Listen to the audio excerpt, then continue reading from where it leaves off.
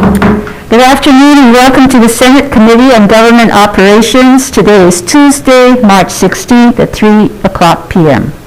We are in conference room 16 with members of the committee and the public joining remotely via video conference. I'm Sharon Milwaukee, chair of the committee, and joining me today is Senator Gabbard, Mike Gabbard, and I think that's it, and Senator Favela. Good afternoon. So we are, before proceeding, I'd like to make a few housekeeping announcements. This hearing is being streamed live on YouTube, and you can find links to viewing options for all Senate meetings on live and on-demand video page of the legislature's website. In the unlikely event that we encounter major technical difficulties during the hearing, must end it abruptly. The committee will reconvene to discuss any outstanding business on Thursday, March 18th. In order to accommodate everyone who registered to testify remotely today, I think we will have time, but if not, we are trying to limit testimony to 2 minutes each. So let us move along. The first bill is Senate Bill 33, relating to Information Technology Steering Committee. First speaker is Office of Technology Services, CIO. I thought I saw Doug Murdoch. Yes, Senator. We'll stand on our testimony in support of the bill with a couple of minor word corrections. Okay, thank you. Department of Education, is it Christine, the superintendent, or is it Brooke Connor? It's me, Chair. Thank you. This is Brooke Connor. I'm the CIO for the Department of Education. We'll stand on our written testimony in support of this measure as well and are available for questions. Okay. Thanks for the opportunity. Thank you. Transform Hawaii Government, Christine Sakuda. Christine, are you there? Hi. Good afternoon. Hi. Hi, good afternoon. Let's see here. Aloha, Chair Mariwaki. Thank you for hearing this bill. And THG is in support of HB 33, HD1, and we stand in our written testimony. I just wanted to highlight that part of the purpose of the IT Steering Committee, as HRS 2743 states, that it was established to assist the state CIO in developing and implementing strategic IT plans, and also assess the executive branch department's progress on their IT plans. And so now more than ever, this time is really critical coming out of the pandemic to focus some efforts on how can we really set up and support a good strategy for government to improve its technology systems and better serve the public. So thank you for the opportunity to testify on this and support. Mahalo. Thank you, Christine. Next up is Hawaii Data Collaborative, Nick Redding in support. And we have written testimony in support from Christy McPherson and Bert Lum. Is there anyone else wishing to testify? Okay, seeing none. Members, any questions? If not, I have a couple for Doug. Doug, are you there? Yes, Senator. Just to clarify, this is an advisory committee and not a board of commission appointed by the governor under section 26-34. Is that correct? Yes, Senator, that's correct. And are you limiting members to a 4-year term, or is that what your intent is, and then you subsequently continue them on with like the holdover? Yes, that's what we were looking at. So you want to start off with the 4-year terms. You want to keep the 4-year terms there. Is that correct? Yes, please. Okay. And the last question I have is that you are adding 2 new members, the UH and the Department of Education. And there is a section of having to have the, you're removing, the bill removes 1 member each appointed by the President of the Senate and the Speaker of the House. Is that and so there's a section that, you know, asks them to ask people to get off. So, is that necessary, or can you add 2 more members and not it being unwieldy for you to work on your steering committee? It's not a problem for us to add 2 more members if we want to keep, we were just trying to keep the number even, but it's fine either way. Okay. All right. Thank you. Thank you very much. Okay. Moving on to HB 103, relating to emergency powers. The first up is Hawai'i Administrator Luke Myers. Are you here, Luke? Oh, hi. Good afternoon. Yes, ma'am. Good afternoon, Chair, Vice Chair. My name is Luke Myers. I'm the Administrator of the Hawaii Emergency Management Agency. IEMA stands on a written testimony opposing House Bill 103. We are available for discussion as necessary. Thank you. Thank you. Next up is the League of Women Voters, Doug Miller in support. HGEA, Randy Pereira in support. Maui Chamber of Commerce, Pamela Tumpa in opposition. Common Cause Hawaii, Sandy Ma with comments. Is she on? No. Grassroots Institute of Hawaii with comments. And written testimony from 2 individuals, Tim Streitz in support and Gerard Silva in opposition. Is there anyone else wishing to testify on this measure? Members, any questions?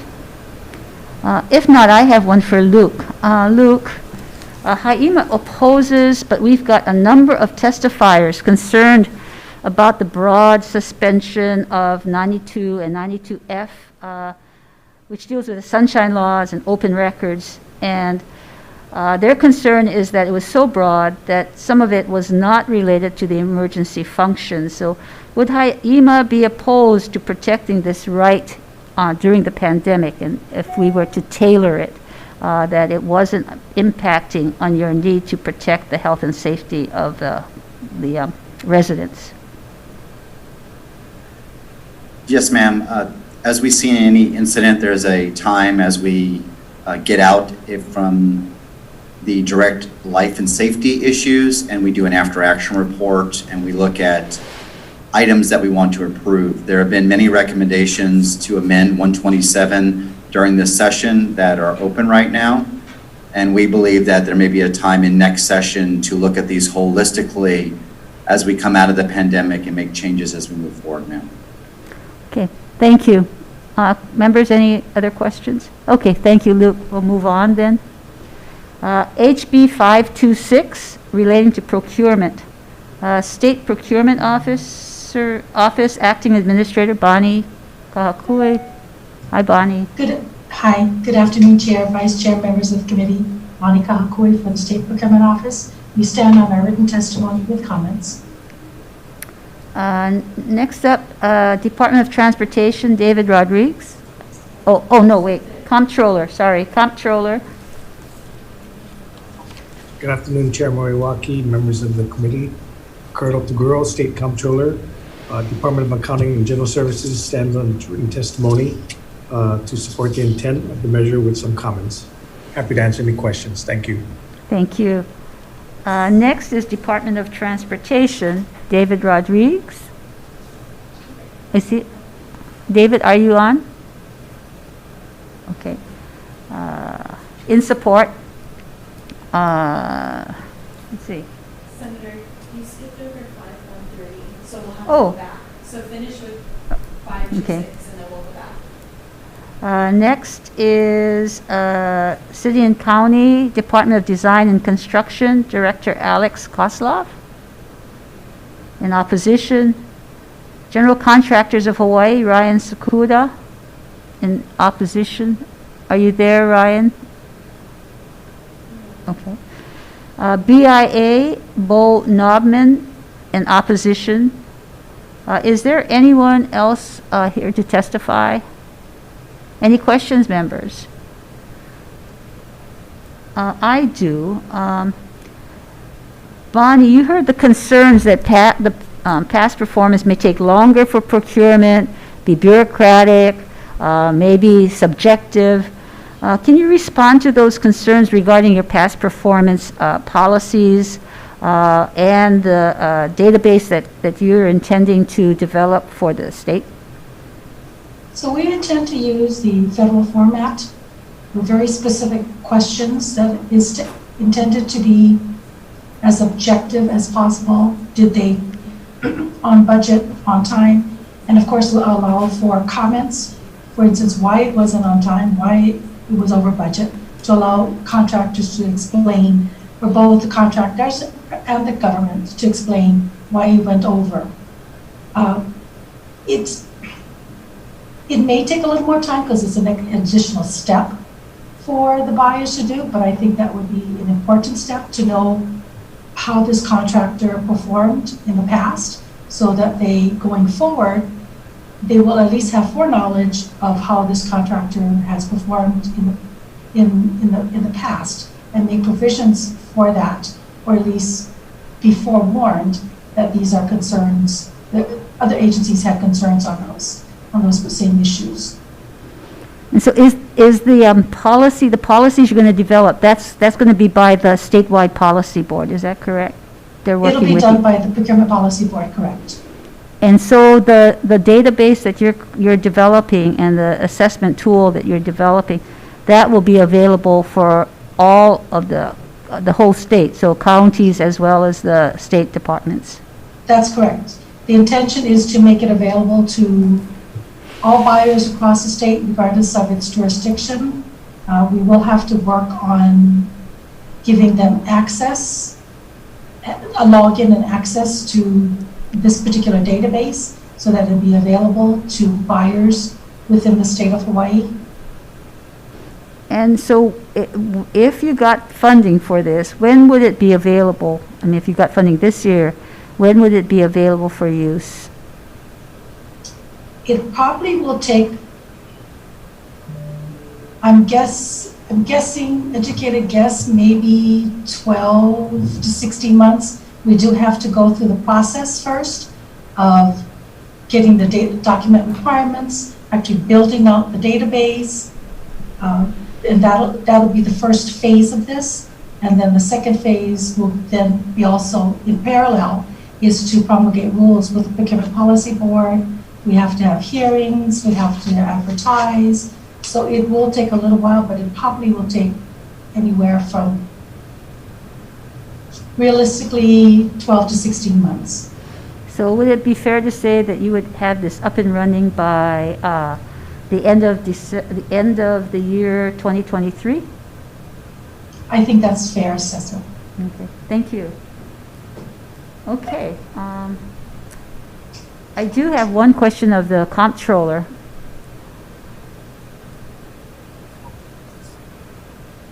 Yes, Senator.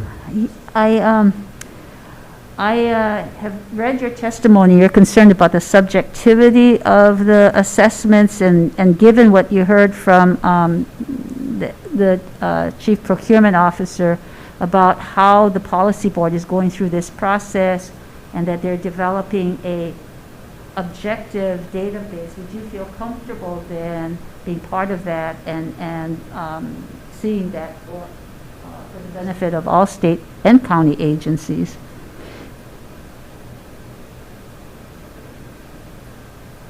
Yeah, is that okay with you? Oh. That was a question.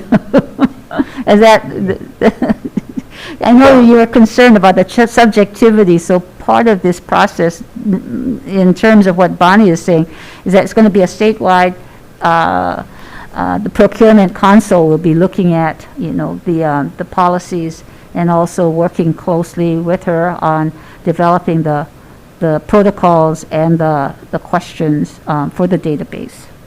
Yeah, DAGS is all in favor of always trying to improve our performance. There's no question about that. And we do want to hold our contractors and our vendors and our consultants accountable. There's no debate there. I think the only thing that DAGS is asking for is that the legislation be clear, because a database would be good, but it's also a database that has to be maintained, garbage in, garbage out. And so it has to be reliable and timely, as I think Chief Procurement Officer said before. So I think we offered additional language in our testimony that your committee could consider that would help the legislation be a lot more clearer. Just one more question. So in the bill, it includes a lot of places where we require that the purchasing agents assess the past performance, and we know that this database won't be up until 2023, according to Bonnie. So if we had language in the bill that gave you some wiggle room in a sense that if you don't have the data, then you can't use it, to say past performance, if available, would kind of at least be a way for us to at least get moving on seeing that past performance should be assessed. I know you folks do it at DAGS, but I'm talking about across the state, across the counties. Sure. I can, my expertise is limited in this area. I know I have my DAGS Public Works Administrator also online, and if she wanted to offer an additional comments with regard to what Senator just said, if that would satisfy. Please. Chris? Chris, you have any comments on that? Aloha Chair and members of the committee. If available, that does allow flexibility for implementation. I think more on the comment on the subjectivity is based on our own experience when you have to evaluate anyone's performance. Even with strict guidelines, you have to be very careful on how the committee members or the people rating the performer, and in this case contractors, are educated on what the scale of the ratings means and how they're to be applied. So DAGS put out a lot of performance contracts, especially in the year 2000. We put out roughly 200 contracts specifically for roofing that was focused on past performance. And a lot of our effort went into really developing a database and educating all of the raters. So we want to make sure the subjectivity is equivalent across all the state agencies. And I think that's the concern that we have. So there would be a lot of education and a lot of administration over the data, as Comptroller said. And that's what we were referring to on subjectivity. Okay, good. That's good for clarification. Thank you, Chris. Yes. Bonnie, in terms of the state procurement console, in terms of the work that you plan to do with your contractor, the considerations that Chris brought up in terms of the subjectivity and making sure that the evaluation tool is objective and collects the data consistently throughout the system that you develop. Is that something that is important or is part of the considerations as you work together with your contractor? Oh, absolutely. As I say, we're going to use a standard format. And so everyone will be answering actually the same questions. So it'll be consistent across the board. But as Chris mentioned, we have to make sure that the buyers and the vendors are educated to make sure that the information within that form or within the database is as accurate and as objective as possible. And when we discussed SB 788, where you actually have some objective data, that was part of what we had discussed earlier on what would be in the database so that there's some information that's really seen as what people can respond to. And I think you also had a contractor's ability to respond to what was stated. Yes. Okay, thank you. There will be a time where we want to make sure that buyers have enough time to make an evaluation, for the vendors to respond to that evaluation before it is made public, or not made public, but made available to other government entities. Okay, great. Thank you. Anyone else with questions? Senator Favela, do you have a question or? I guess not. Okay. So you have to go back to 513. Okay, I'm sorry. I missed Senate Bill 513, repealing the State Capital Management Committee, Department of Accounting and General Services, Comptroller. Yes, good afternoon, Chair Moriwaki, Colonel Taguro, State Comptroller. Department of Accounting and General Services stands on its testimony in strong support of this measure. Thank you. Thank you. And we have one written testimony from an individual, Joe Hammond. Anyone else here to testify? If not, members, any questions? Okay, moving along then to HB 1131 relating to the State Building Code. First up is the Department of Land, Labor and Industrial Relations, the State Fire Council, Steve Goebel, in opposition. He's on mute. He's not here, okay. Hawaii State Energy Office, Scott Glenn. Aloha Chair Moriwaki, Vice Chair Dela Cruz, and members of the committee. Gail Suzuki Jones on behalf of Scott Glenn. The Hawaii State Energy Office stands on its written testimony with comments and consideration of HB 1131. Mahalo. Thank you. Next, City and County Department of Planning and Permitting. Anyone here? No. In support. Maui Fire Department, David Thine in David Thine in opposition. City Office of Climate Change, Sustainability and Resiliency, with comments. Not here. Not here, okay. BIA Hawaii in support. Plumbers and Fitters, I see Kika Bukowski. Aloha. Good afternoon, Chair, Vice Chair. Kika Bukowski on behalf of the Plumbers and Fitters Local 675. We stand on our testimony in opposition to this measure. Thank you. Thank you. Painting Industry of Hawaii Labor Management Cooperative Not here. in opposition. State Building Code Council in opposition. American Institute of Architects with comments. Anyone else wishing to testify? Questions, members? Okay, thank you. Moving on to SCR 4 and SR 4. This is a Senate concurrent resolution requesting the LRB to study the necessity for a certificate of need process. First person up, first organization up is Grassroots Institute of Hawaii with comments. Not here. LRB with comments. Not here. Marilyn Matsunaga. You have to unmute. Unmute.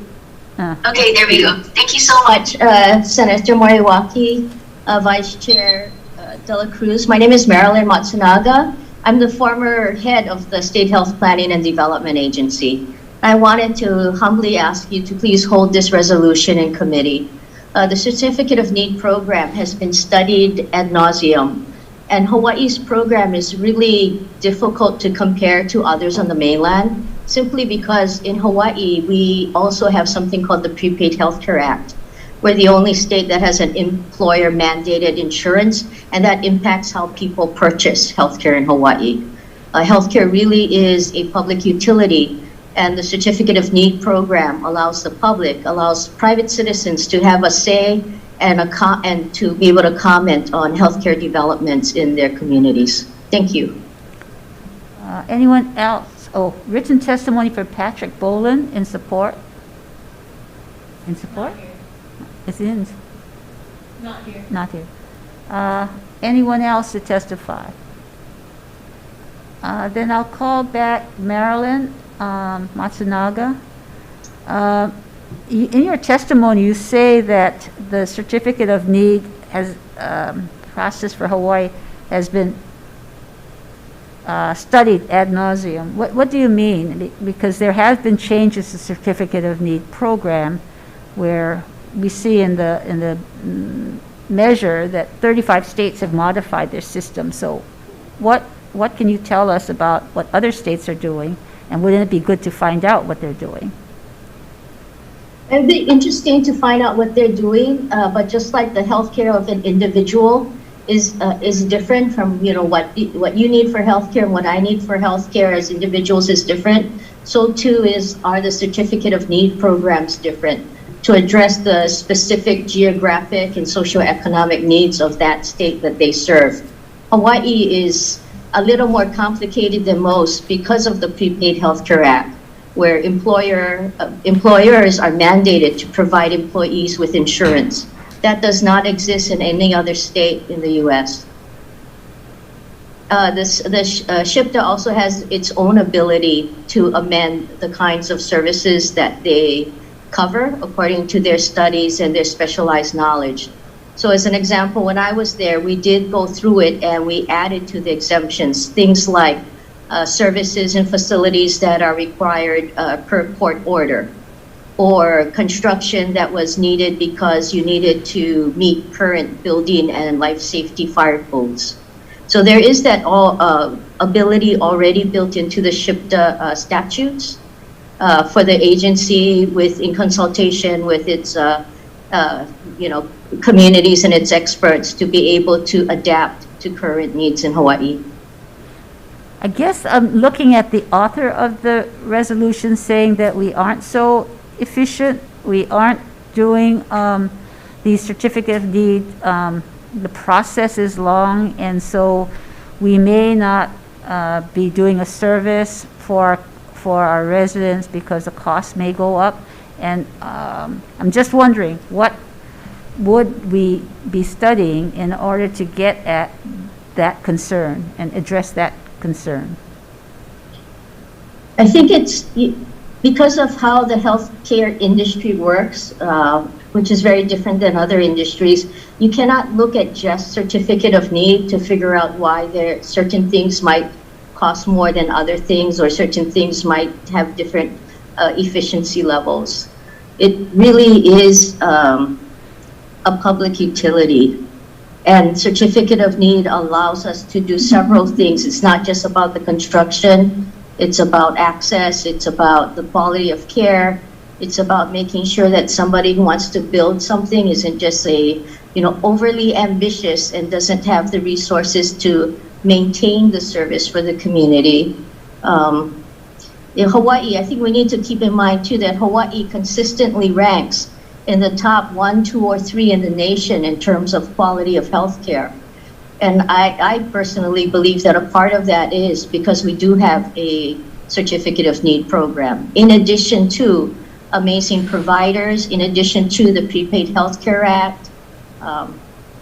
And so I would really caution on just singling out just one program as a measure of how the whole system might work better or not. So we had some comments from the Legislative Reference Bureau saying that they could do a study to narrow its focus to look at surveying modifications. I realize you said that we're the only state with prepaid health care, but looking at the process and the laws in other states, and there are 35 that have modified their certificate of need process.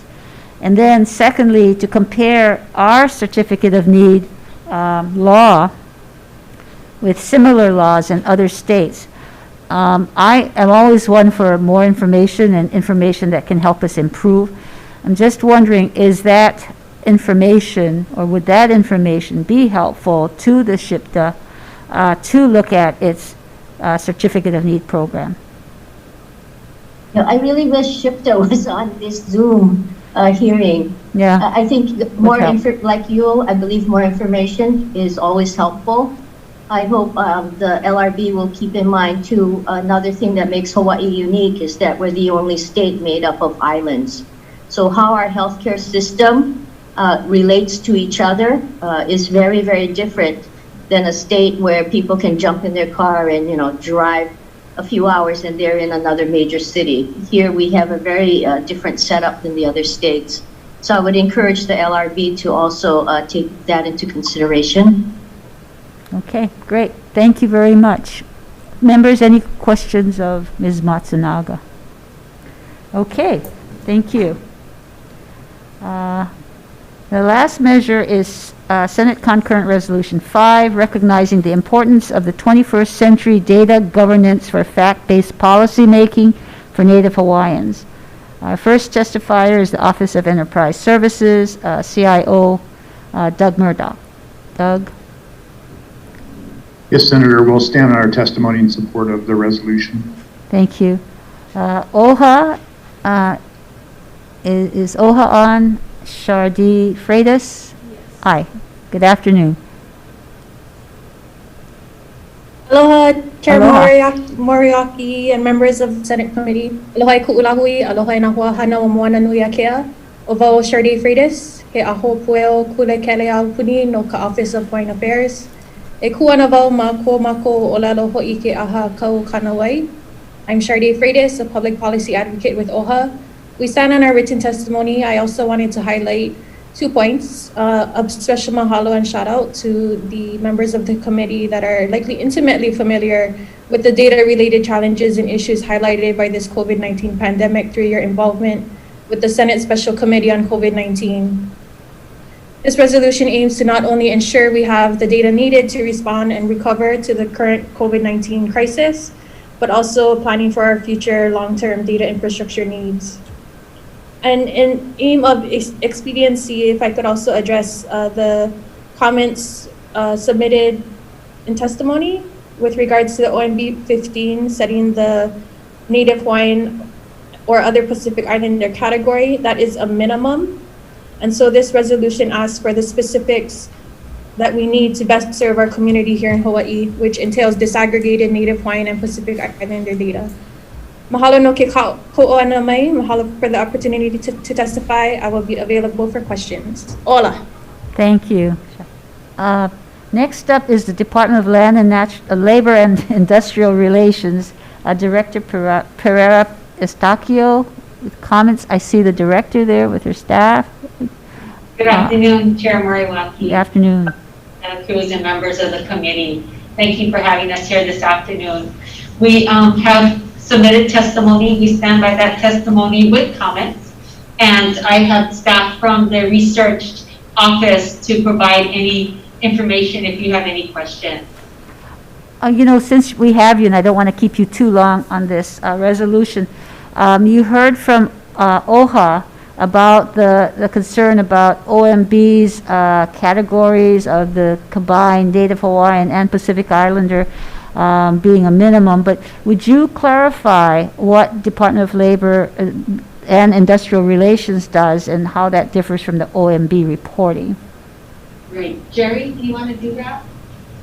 So the department does split out Hawaiian from other Pacific Islanders, and we do publish claimant information by month and annual. And in our testimony, there's a links to the website where you can get the monthly and annual reports, and also shows links to our dashboard, which updates monthly with the claimants, where you can see the number of claims for Hawaiian as part of the ethnic breakdown.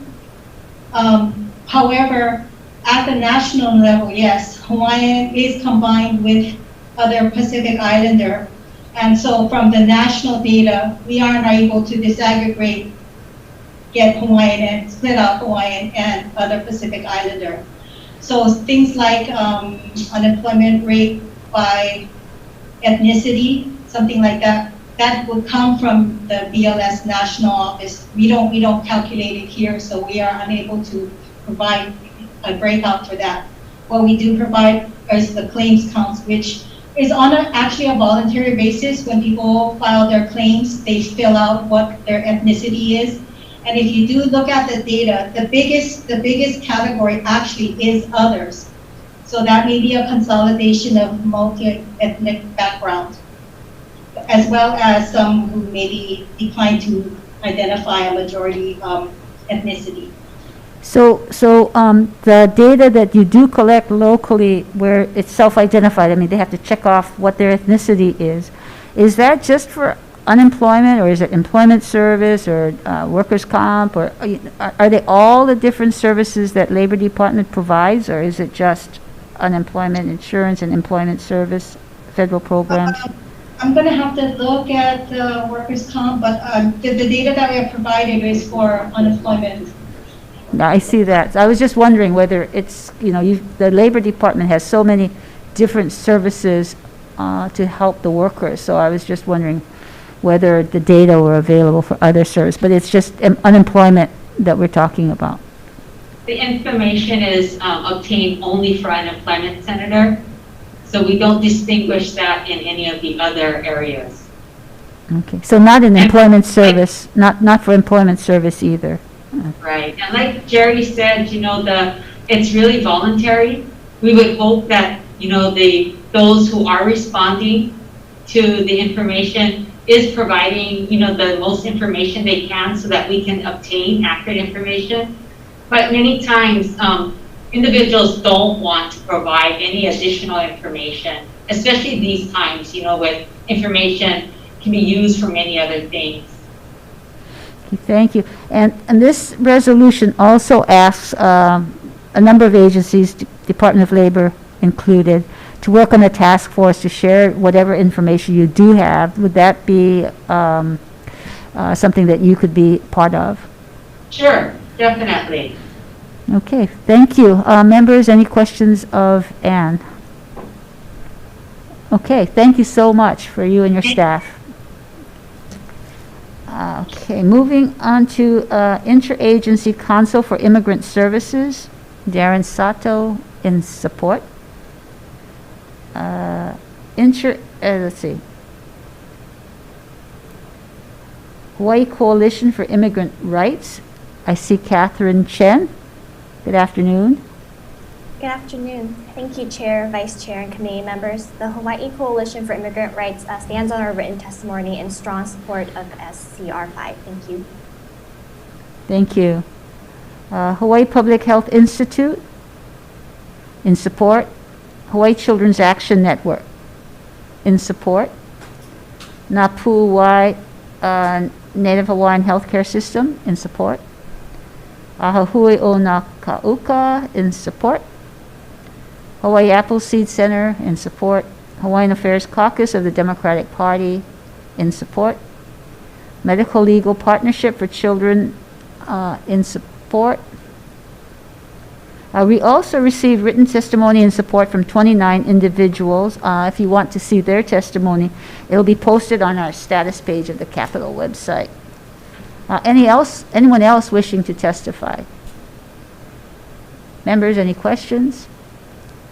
Okay, at this time, we will call for a recess, and for decision-making, we will return.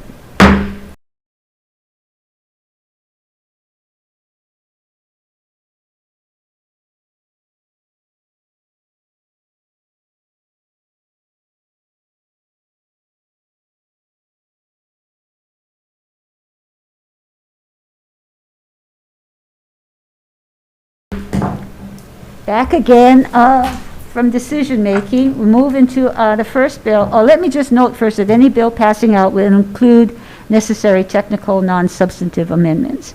The first bill, HB 33, passing that with amendments. We're going to clarify that the committee is not a board or commission under 26-34 HRS. We're going to add 2 members, but we will delete section 3. The CIO says he can add 2 more members without taking 2 members off. We're going to accept the ETS technical corrections on page 4 and they're adding in technology, and this will be effective upon approval. Members, any questions? Okay, then the chair will recommend we pass with amendments. Senator Dela Cruz. Okay, recommendation on House Bill 33 HD1 is to pass with amendments. Chair Moriwaki. Aye. Vice Chair votes aye. Senator Chang. Aye. Senator Gabbard. Aye. Senator Favela. Aye. Your recommendation adopted. Thank you. Moving on to HB 103 relating to emergency powers, passed with amendments to clarify the language of the proviso that suspension of any law consider the right to know, the transparency to the extent possible, protecting health, safety, and welfare of residents. So I'm adding to Section 2 for the powers of the governor and for the mayor to address these concerns. So it will read something like this. Provided that for each section, they shall specify the emergency function facilitated with justification based on protecting the public health, safety, and welfare, and in particular, careful regard to the public right to know under Chapter 92 and 92F HRS, and it will be effective upon approval. The chair recommends this proposal. Senator Dela Cruz. Okay, recommendation on House Bill 103 HD1 is to pass with amendments with all members present. Any reservations? Any objections? Reservations for Senator Favela. Okay, recommendation adopted. On HB 513 relating to repealing the State Capital Management Committee, is to pass as is. A recommendation on House Bill 513 is to pass unamended with all members present. Any reservations? Reservation. Any objections? Okay, noting one reservation, recommendation adopted. Next is HB 526 related to past performance of contractors, passed with amendments. Section 3, deleting language regarding deficiencies and failure as it is included in the past performance database. Delete Section 4 in its entirety and replace with a DAGS amendment to Section 103D-303. Deleting the repetitive language in Section 6 by deleting lines 8 to 11 on page 5. Removing references to the state contracts as this may be used by counties as well as the state, and inserting, if applicable, after past performance is not purchased, so that the SBO can implement this past performance database. And it will await the database that's coming online in 2023. Adding a new section taken from Section 10 of Senate Bill 788, requiring the contractor performance be retained in the past performance database, effective 2023. Adding a new section also taken from that same bill that establishes the past performance database, and it shows the components so that it will be clear that it is objective information that's being asked. And again, since the database won't be available until 2023, all standards related to past performance include language that the purchasing agency use past performance if available. And amending Section 1, the preamble, to reflect the bill defines past performance, requires past performance in selection of contractors when available, and requires the state procurement office to establish a past performance database and policies. And except for the new sections of Senate Bill 788 to be inserted, everything else would be effective upon approval. Chair recommends approval of the amendments. A recommendation on House Bill 526 HD1. Recommendation is to pass with amendments with all members present. Any reservations? Any objections? Recommendation adopted.